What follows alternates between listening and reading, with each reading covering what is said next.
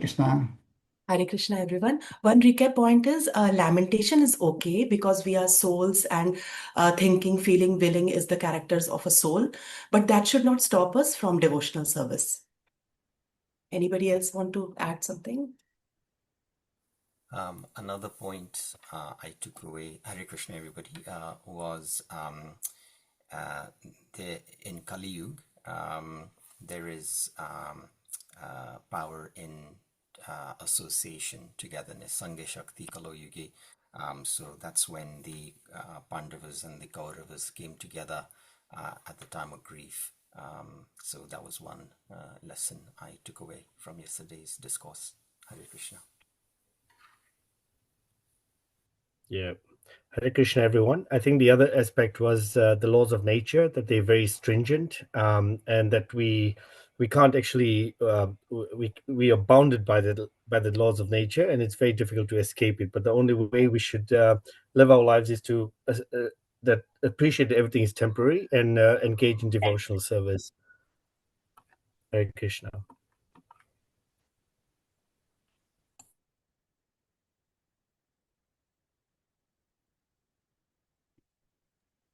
The other point I noted down is, I think Brahmana, cow, children, devotees, women, they all should be protected.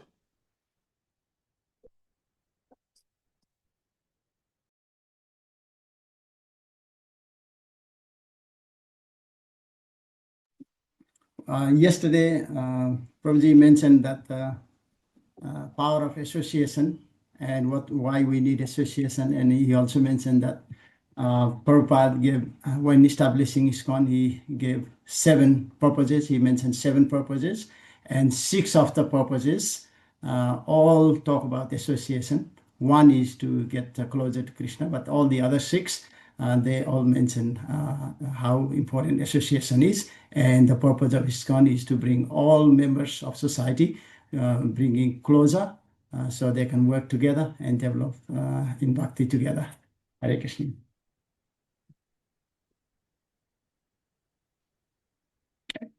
And if we have time, Kaushalyanand Prabhuji, we can I can read quickly the 7 missions of ISKCON if you are still not ready yet, or I can hand over to you now. I am ready. Thank you so much. Very wonderful points. Yes, the 7 purposes of ISKCON, out of that 6 is to bring people together. And that's why Prabhupada established the temples everywhere. People need to have this establishment, the centers, the temples, so that they can come closer. Otherwise, individually at home, there will be no association and they will not be strong to perform bhakti. But when we are together, when we come together to celebrate festivals, when we come together to do kirtan, it just gives us a different level of upliftment.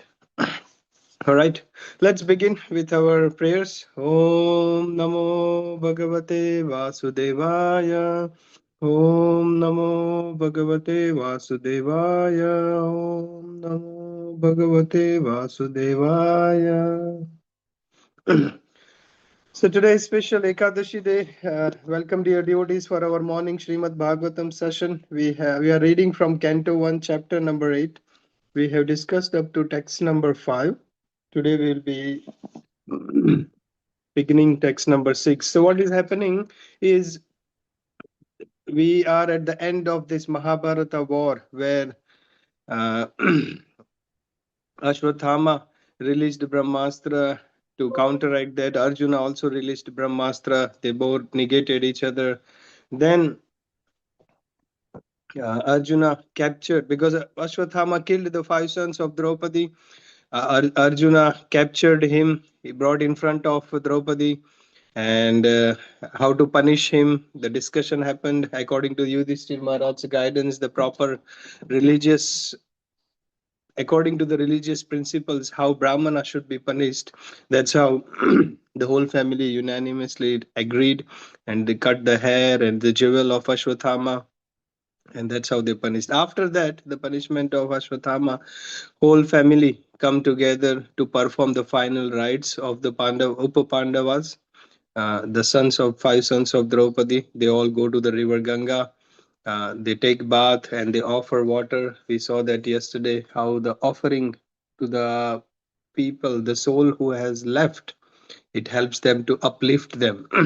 उनको भक्ति में आगे ले जाता है. हम यहाँ पे जो भी ऑफरिंग करेंगे, हम उनके लिए कीर्तन कर सकते हैं, हम उनके लिए चैंटिंग कर सकते हैं. That will help the departed soul, and that's why the Pandavas and all the family members come together. And Krishna and Munis, the sages, they were pacifying the Pandavas. And the learning point from that was that how the sticks on the river, they come closer together and then they float away for a moment of time. In the same way, the family members, the children, wife, wealth, home, our own land, country, everything is temporary.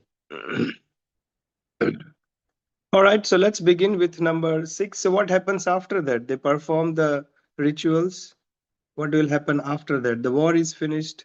The final rites are performed. The Pandavas, they have won the war. What is happening next? Let's see. Text number 6. Let's start with number 6. Rohit Prabhu, you want to read 6? Sure, Prabhuji. Hare Krishna. Text 6. Lord Shri Krishna caused 3 well-performed Ashwamedha Yajna or sacrifices to be conducted by Maharaja Yudhishthira, and thus caused his virtuous fame to be glorified in all directions, like that of Indra, who had performed 100 such sacrifices. Hare Krishna. Thank you so much. So after the war is finished, Lord Krishna told to Yudhishthir Maharaj to perform the 3 Ashwamedha Yagyas, the big sacrifices which establishes the glories of a king, to glorify him so that his fame is spread all around the world. And that's why Lord Krishna caused the 3 Ashwamedha Yajna nicely performed for the Yudhishthir Maharaj to increase his fame and glory. It is mentioned here that Indra performs 100 such sacrifices, and that's why he is the king of heaven. Swarga ka Raja, Indra hai. And just like Indra is, Prabhupada writes in the purport, just like how Indra is famous, technically Indra is hundreds and hundreds times more famous than Yudhishthir Maharaj because he is king of heaven. But the fame of Yudhishthir Maharaj is not less. Why? Because Yudhishthira Maharaj is a devotee of Lord Krishna. He is in touch with Krishna. And that's why whoever comes in association with Krishna becomes also glorious. And the learning point from this verse is practical application for us, that whatever we do for Krishna is glorious. हम भगवान के लिए कुछ भी करेंगे, even though it is a little thing, हम थोड़ा बहुत भी करते हैं, that is glorious because we are doing it for Krishna, who is all glorious. Sometimes people say, oh प्रभु जी आप तो 16 राउंड करते हो, मैं तो एक ही राउंड करती हूँ, मेरा तो क्या कुछ भी नहीं, एक ही राउंड करती हूँ, आप तो 16 करते हो.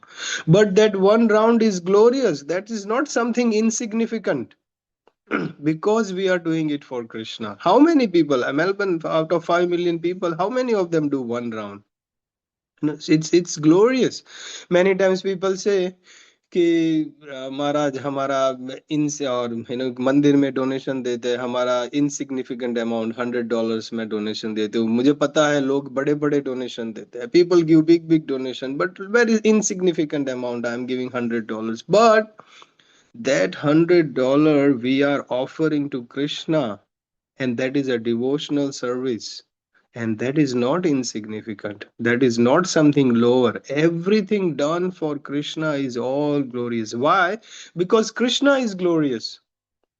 Krishna is great personality. Krishna is all supreme, and that's why everything done as a service to Krishna becomes all glorious. Some people may make chappan bhog, offer it to Krishna. And a person might just offer patram pushpam phalam toyam, just a glass of water. But that is also glorious because it's the devotion in the heart that matters. It's not the quantity, it's not the opulence in the items or the dollars or the service. It's the devotion in the heart that matters, and that makes it glorious because Krishna is all supreme and all glorious. We have to understand that we don't consider ourselves lower. If someone is doing more, कोई if someone is giving lectures, big lectures of Srimad Bhagavatam, Bhagavad Gita, seminars and presentation, and we may not be able to do that. We might be able to just do a on our own level. That doesn't mean that that person is much more glorious and we are not doing anything. We are doing on our own level. We all know the pastimes. जब राम सेतु बन रहा था, Lord Ram's पास time, Hanuman ji बड़े बड़े boulders, पूरे पूरे पहाड़ लेके आते थे ब्रिज बनाने में हेल्प करने के लिए. Hanuman ji was bringing big boulders, and the squirrel was putting tiny little amount of stone, like tiny stones, and help Lord Ram make the bridge. And when Hanumanji said to Squirrel, "Go out of my way, let me make the bridge," Lord Ram corrected him. He said, "No, in my eyes, you are doing your part, Squirrel is doing Squirrel's part. They both are doing service. So, in my eyes, you both are equal." So, in the same way, many examples, Shastra mein itne sare udaharan, examples are there. We know that Krishna went as a peace messenger to Duryodhana's palace. Just before the war was beginning, Krishna went as a peace messenger, and Duryodhana offered a big feast because Duryodhana is a very political personality. He is a king and he wanted to win Krishna's heart and he wanted to get the favor of Krishna. So he arranged a big opulent feast for him. आगे आपने सुना होगा, दुर्योधन का मेवा त्यागो साग विदुर घर खायो, सबसे ऊंची प्रेम सगा. There is a beautiful bhajan that Duryodhana ka meva tyag. Krishna rejected the big feast of Duryodhana and just had, Vidura was a maid, son of a maid, accepted just little sag vidur, very, I think somewhere it is mentioned, banana peel he was offering. He offered banana, but because he was mesmerized by the beauty of Krishna, that he was throwing the banana and giving the peel to banana, and Krishna was accepting. So very basic, something very simple, because it's the devotion in the heart that matters. So we have to understand, dear devotees, हमें ये पूरा clear होना चाहिए अपने हृदय में कि हम जो भी कुछ भी करते हैं वो बहुत बड़ी चीज है. हम भागवतम में आते हैं तो ऐसा नहीं बोलने का कि प्रभु आप तो इतना कुछ करते हो, वो प्रभु तो इतना कुछ करते हैं, मैं तो कुछ कर नहीं पाती, मेरा से तो कुछ होता नहीं है, मैं तो इनसिग्निफिकेंट हूँ. नहीं, whatever we are doing, हम एक लाइन भगवत गीता का पढ़ते हैं. कई बच्चे, some people in our sloka session, they read only one sloka, 2-year-old, 3-year-olds. But how many 2-year-olds, 3-year-olds, they recite Bhagavad Gita sloka in whole of Australia? Hardly 5 or 10. So we are all glorious because we are doing it for Krishna. We have to have that faith that whatever we have achieved, bhakti, whatever we are doing it from Krishna, that is something great. And here we see that Krishna wanted Yudhishthir Maharaj to establish the all glory because he was a devotee. Not that Indra ka Raja hi Mahan hai, because he is a devotee of Krishna, he is also glorious. And that's why Krishna establishes the 3 Ashwamedha Yagyas here. All right, let's move to next text number 7. So many learning points. Each verse, each line of Bhagavatam, we can speak for 1 hour. So many practical application. Shatish Prabhu, can I please request you to read text number 7, please? Sure. Hare Krishna, Prabhu. Hare Krishna, everyone. Text 7 of chapter 8. Lord Shri Krishna then prepared for his departure. He invited the sons of Pandu after having been worshipped by the Brahmanas headed by Srila Vyasadeva. The Lord also reciprocated greetings. Hare Krishna. So Lord, having been worshipped by the Brahmanas, so Brahmanas, because now Krishna is departing to Dwarka. We all know that before the war started, Duryodhana and Arjuna, they went to Dwarka to invite Krishna for the help. And what is his side? Duryodhana, that is a beautiful pastime. Duryodhana got the army, the Narayani Sena army. And Arjuna said, I don't want the army, only you are enough on my side. So that's how from Dwarika, Krishna came to Kurukshetra to participate in the war. So abhi kya hota hai? Ki war is finished. Everything is done. 18th day, the rituals are done. Ashwamedha Yagya, Lord said to Yudhishthira to establish him as a glorious king. And now Krishna is departing back to Dwarka. So that is what this verse is, that Krishna is preparing for his departure to back to Dwarka.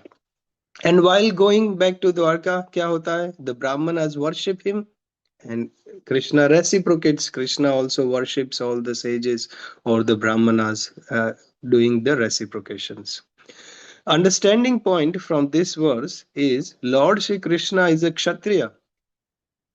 But here we see that Brahmanas are worshipping Krishna. So Brahmanas are worshipping Kshatriya. Ideally, Kshatriya should worship Brahmana. Why here it is said that Brahmanas worshipped Krishna? Because all the Brahmanas knew that he is a supreme personality of Lordhead. Even Vyasdev, they were headed by Vyasdev.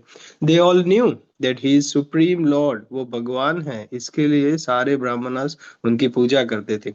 And Krishna also worshipped, reciprocated in this verse. If we see the last line of the translation, Krishna reciprocated. Krishna also worshipped Brahmanas. Why? To establish the standards that Brahmana should be worshipped.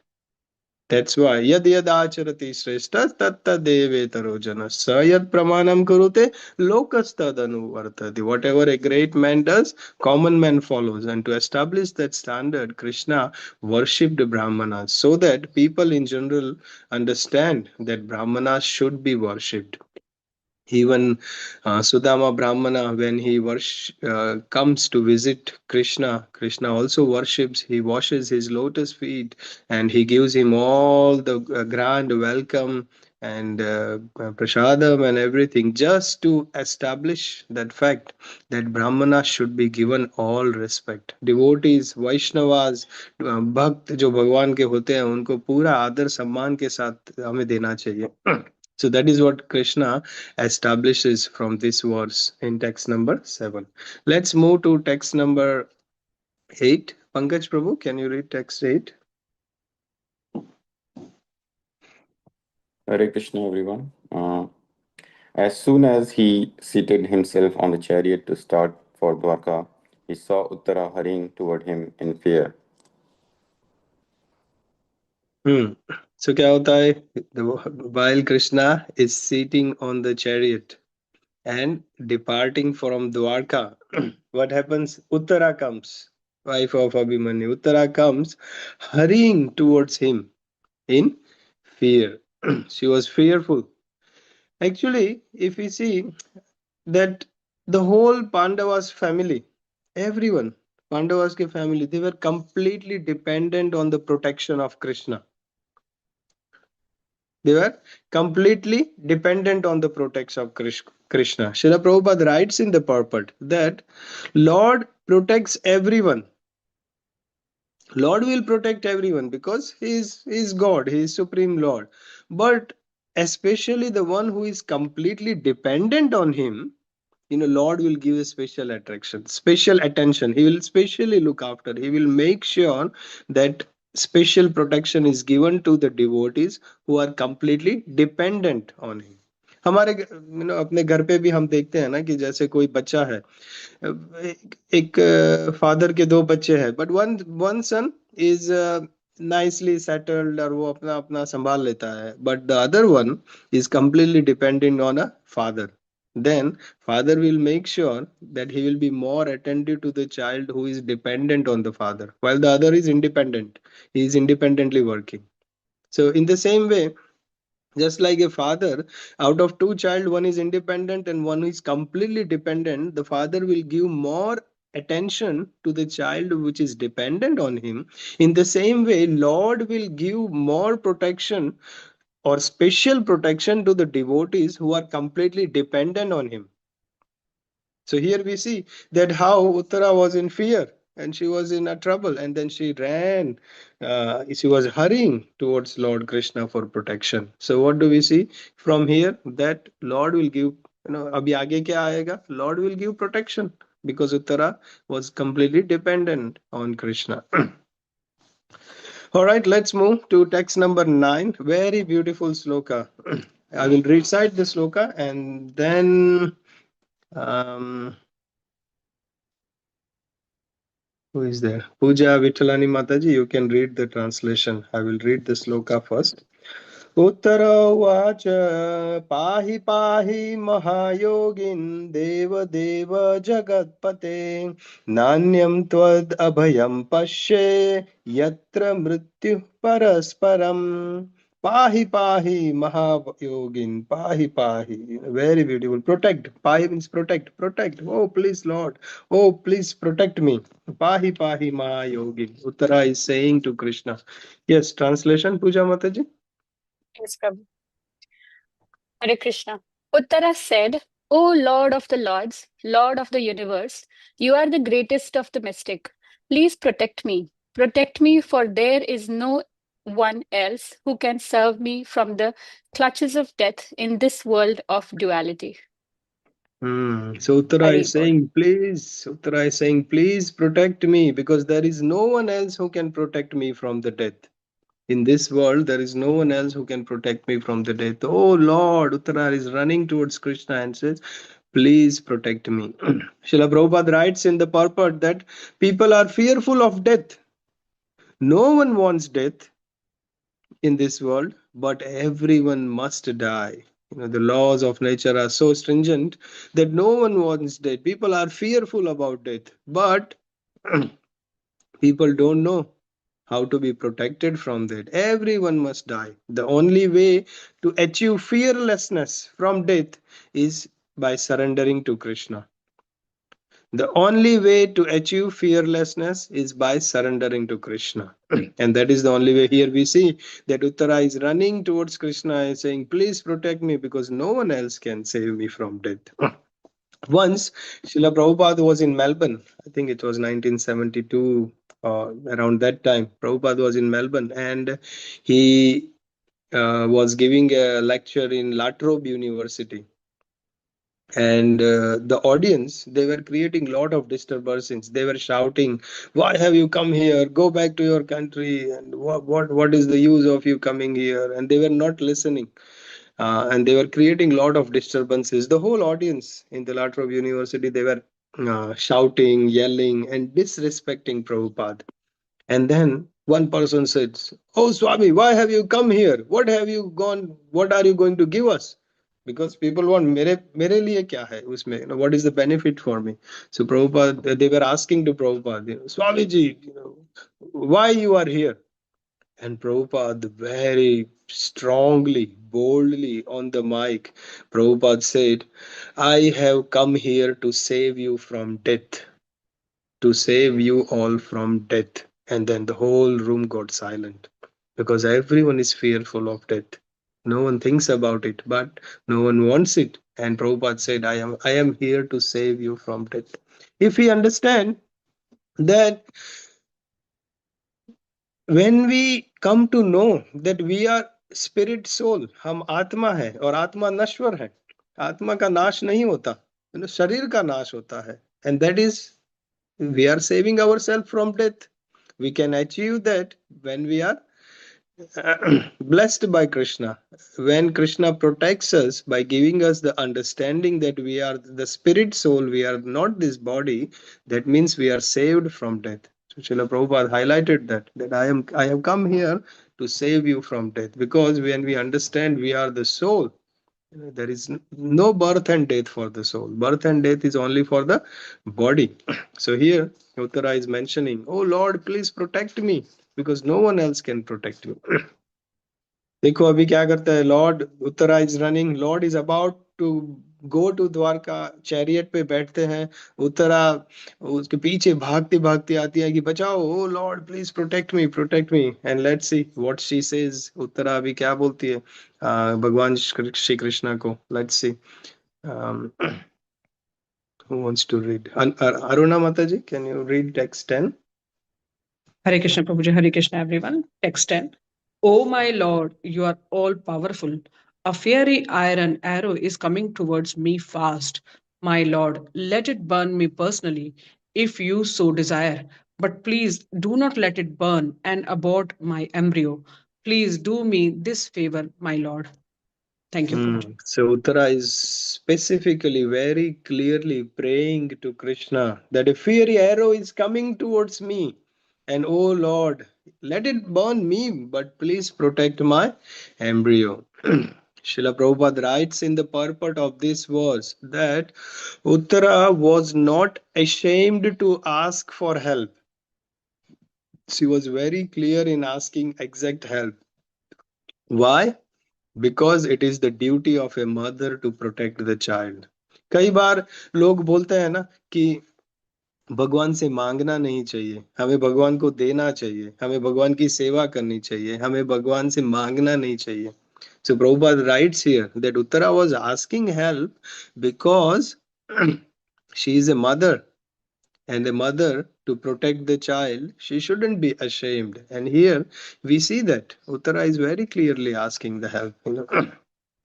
Many times people say that we we shouldn't ask something, like um, we shouldn't ask favors to Supreme Lord.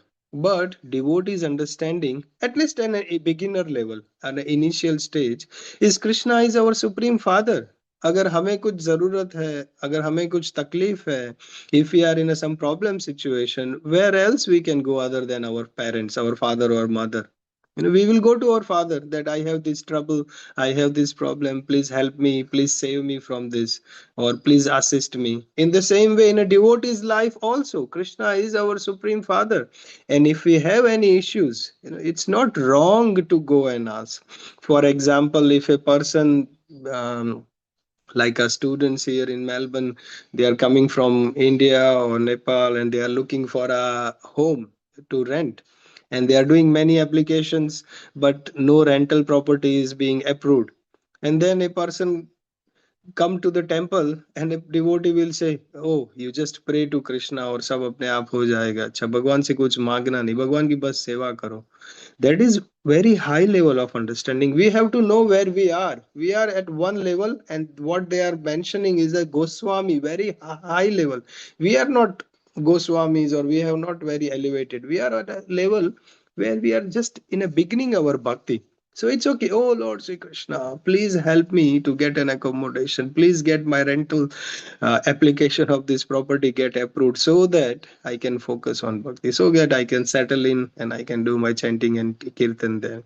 It could be the work. We have some financial job application is going on. It could be some health situation in the family. Oh Lord, please help me. My family member, the health gets better, so that I can focus in bhakti, so that I can chant nicely. It's okay to ask for Krishna. He's our Supreme Father. We shouldn't pretend that we are at a very high Goswami level कि जिंदगी में कितनी भी तकलीफ आती है, बस भगवान मुझे तो सेवा आपकी करनी है, मुझे ये सब. If you can do that, it's very good. But are we really in that level? Does the material situations affect our bhakti? We have to ask our own self. And then if it's affecting, then it's okay to pray to Krishna to sort out that situation, so that we can focus in bhakti. Does it make sense, dear devotees? Is it helpful?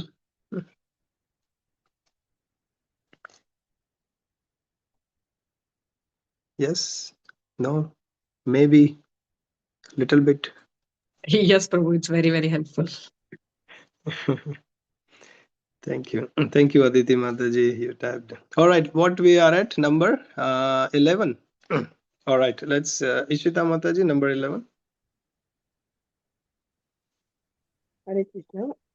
Sutta Goswami said, having patiently heard her words, Lord Sri Krishna, who is always very affectionate to his devotees, could at once understand that Ashwatthama, the son of Dronacharya, had thrown the Brahmastra to finish the last life in the Pandava family. Hare Krishna. So now Sutta Goswami is narrating this to the Saunaka Rishis and all the sages. So here Sutta Goswami mentions that Lord Sri Krishna patiently heard the words of uh, Uttara, and then he understood that it is the Ashwathama who has thrown this Brahmastra to finish the Parikshit Maharaj, to finish the embryo. of the in the Uttara's womb. So Lord Sri Krishna understood that, and now Lord wanted to protect. He is always well-wisher. Lord wanted to protect. See, understand, dear devotees, why Lord wants to protect. Why Lord Krishna arranged all the Kauravas to be killed, and why Lord Sri Krishna established the Pandavas. Who can say? भगवान श्री कृष्ण ऐसा क्यों चाहते थे कि सारे कौरवास का finish हो जाए और पांडवास राजा बन जाए? Because Pandava were following dharma. Yes, Lord Sri Krishna is well-wisher of everyone, not only Pandavas. He is a well-wisher of everyone, and Lord Sri Krishna knew that if Pandavas were ruling the world, well-being of the whole world will be nicely managed compared to if Kauravas are ruling the world. So for the well-being of everyone, Lord Sri Krishna wanted Pandavas. And in the same way here, Krishna knew that if the embryo of Uttara, that is the who is coming in the Pandava family, he wanted to be Parikshit to be protected so that the well-being of everyone is maintained. And that's why Lord Sri Krishna wanted to protect, and he understood what is happening. Let's see number 12, and we will stop. Bimal Prabhu, number 12. Hare Krishna, everybody. O foremost among the great thinkers, Munis, Shaunaka, seeing the glaring Brahmastra proceeding towards them, the Pandavas took up their 5 respective weapons. Hare Krishna. So, seeing the glaring Brahmastra coming towards them, the Pandavas took up their weapons. To protect the Pandavas, took their weapons. Actually, Bimal Prabhu, if you can read 13 also, because it's together and combined. We can stop at 13. Text 13. The Almighty Personality of Godhead, Sri Krishna, having observed that a great danger was befalling his unalloyed devotees, who were fully surrendered souls, at once took up his Sudarshan disc to protect them. So, look, dear devotees, Uttara is fearful, Brahmastra is coming towards her embryo, and what is happening? All the Pandavas took up their weapons, and here Lord Sri Krishna is also picking Sudarshan Chakra. He at once took up his Sudarshan Chakra to protect them. Now, technically, the war is not over. This is the last stage of the war. Krishna has made a vow that I will be on the Pandava side, but I will not pick a weapon. We know the vow Krishna has taken, that Krishna will not pick a weapon. But here Krishna took Sudarshan Chakra. The war is not over yet. But technically he shouldn't be lifting a weapon. But he started, he at once took Sudarshan Chakra. So, and here, 2 things. First, Lord Shri Krishna has took a vow not to take a weapon, but he is taking a weapon. He is taking a Sudarshan Chakra to protect. And the second thing is here Krishna is protecting personally with the Sudarshan Chakra in this difficult situation. But how Krishna protect us? क्या हमारे में से कहीं पे किसी ने have you experienced that Krishna is standing in front with the Sudarshan Chakra? I haven't seen, at least. Some of you are elevated devotees, you may have seen. But Krishna हमारे सामने सुदर्शन चक्र लेके हम तकलीफ में होते हैं तो बचाने आते हैं? No, or maybe at least not in my life. So how do we? 2 questions. First, why did Krishna took Sudarshan Chakra even though he has made a vow? Second, how do we understand protection of Krishna? How protection of Krishna comes to in our life? Those 2 questions, very important to understand. We will discuss answer tomorrow. I will pause here at text 13. The explanation of these 2 questions we will discuss tomorrow. Any comments, suggestions?